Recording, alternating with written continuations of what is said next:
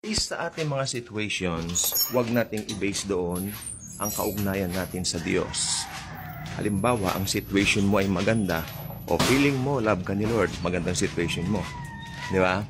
Tapos kung ang situation mo naman ay syempre dito po sa mundo hindi po maiiwasan yung mga hindi kaaya-aya rin. Sometimes lang naman po ng mga situations. Tao lang po tayo, natural na. Sometimes meron tayong mga nararamdaman na hindi natin po gusto. No? Pero it doesn't matter or it doesn't mean na hindi tayo love ng Lord. Okay? Dahil I'm talking to Christians only. I'm talking about Christians. Kasi kagabi may kausap po ko, isa po siyang Kristiyano rin.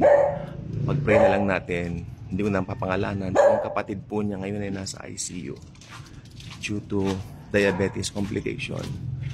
Pero according to her, sabi niya, mas importante, sabi niya, na makakilala sa Lord yung kapatid ko. Kasi hindi nga ho believer yung kanyang kapatid. So, nandoon po siya para ipakilala ang Panginoon. Kasi nung lifetime daw po ng kapatid niya, parang walang interest sa mga spiritual things. Sabi ko naman, pag ganyan ang kalagayan ng isang tao, malapit lang sa kanyang oras, no?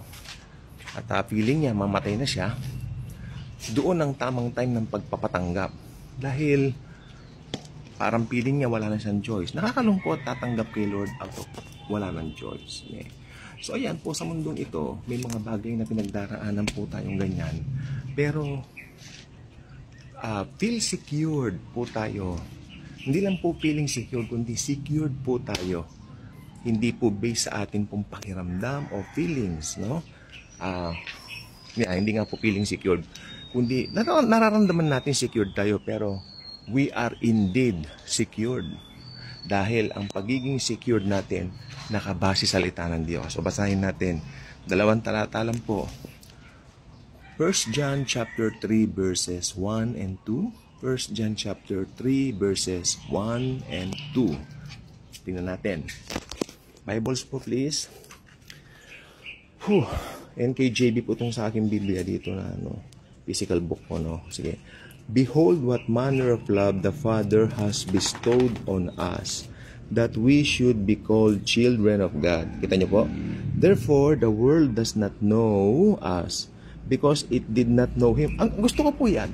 Alam niyo ito, therefore, the world does not know us, because it did not know Him.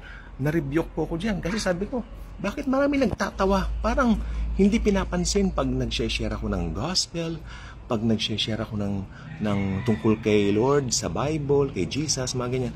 Parang feeling ko, parang pinagtatawanan ako at the back of their minds, parang blah blah blah, chu-chu-chu, no? Pero alam niyo nung nabasa ko itong, therefore the world does not know us. Why? Because it did not know Him. Hindi tayo kilala ng mundo rin. Dahil hindi nila kilala si Jesus Hindi pa nila kilala si Jesus. Tignan nyo, yung mga may interest sa mga spiritual things, tulad po ng the Bible, mga pangako ng Diyos, bagay yan, yung makakapag-usap tayo tungkol sa salita ng Diyos, ang mga nakakausap natin dito, mga believers lang Yung mga hindi mananampalataya, nope, this book, I don't think so. Sa bagay, 1 Corinthians 1:18, nakalagay din doon na foolishness nga sa mundo itong tungkol kay Lord Jesus, no, na ating Diyos, dahil hindi mo nila siya kilala. So ayan, I was rebuked by this, God, di ba? Thank you Lord, thank you God, thank you. So ayan, yung ugali po kasi yung ganun parang, pero sa bagay, nararamdaman ko po yun kasi parang feeling ko minamaliit ang salita ng Diyos, mahal na mahal natin ito, pero sila parang wala lang, di ba? Sa bagay, ang salita po ng Panginoon ay titimo sa puso ng isang tao pag tinanggap niya na si Kristo bilang Panginoon at tagapagligtas. Paniwalaan mong namatay siya sa cross, binayaran lahat ng kasalanan mo, past, present, future. Yun po ang pagtanggap kay Jesus. Tinanggap mo yung ginawa niya sa cross. Kaya in shortcut, tinanggap mo si Jesus as Lord and Savior mo. Ngayon, pag kilala mo na si Jesus, syempre, parang apoy sa puso mo ito na hindi mo mapigilan na hindi sabihin, hindi mo i-share. Yes, because of Jesus' love Yung pagmamahal ni Jesus sa atin, sa puso natin, talagang nag-uumapaw siya, overflowing siya. That's why ang salita niya talagang hindi natin ma-contain. We can't help but speaking it out, shouting it out, di ba? Sa mga taong nakikita po natin. Maski magmukha tayong baliw o katawa-tawa, sometimes that's nice. Dahil pag naka-experience ka nga ng pag-ibig ng Panginoon, talaga naman, lahat-lahat sa iyo ay si Jesus na, di ba? Ayan, tingnan po natin itong susunod na talata. Itong 2. Ganyan ko yung ibang pahina para makita nyo. Beloved, now we are children of God, and it has not yet been revealed what we shall be. Again, beloved, now. Kailan? Now. Nung naging believers tayo, now we are children of God, and it has not yet been revealed what we shall be. But we know that when He is revealed, we shall be like Him, for we shall see Him as He is. Kailan ba mangyayari yung marireveal sa atin ng Lord? Kailan ba mangyayari yon? Sa araw ng rapture, the day na makikita natin siya ng mukhaan. Doon, marireveal po si Jesus at marireveal din tayong kasama niya. So may blessed hope po tayo. Ano ang blessed hope natin? Rapture. Ano ang blessed assurance natin? Yung salvation natin. May kanta pong blessed assurance. Alam naman natin lahat yun. I love that song. Ever since naging Kristyano ako, matagal panahon na parang anthem ko na yan.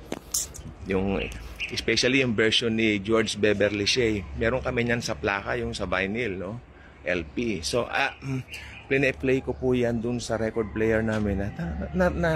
Nararamdaman ko yung pag-ibig ni Kristo tuwing tumutugtog yung plaka.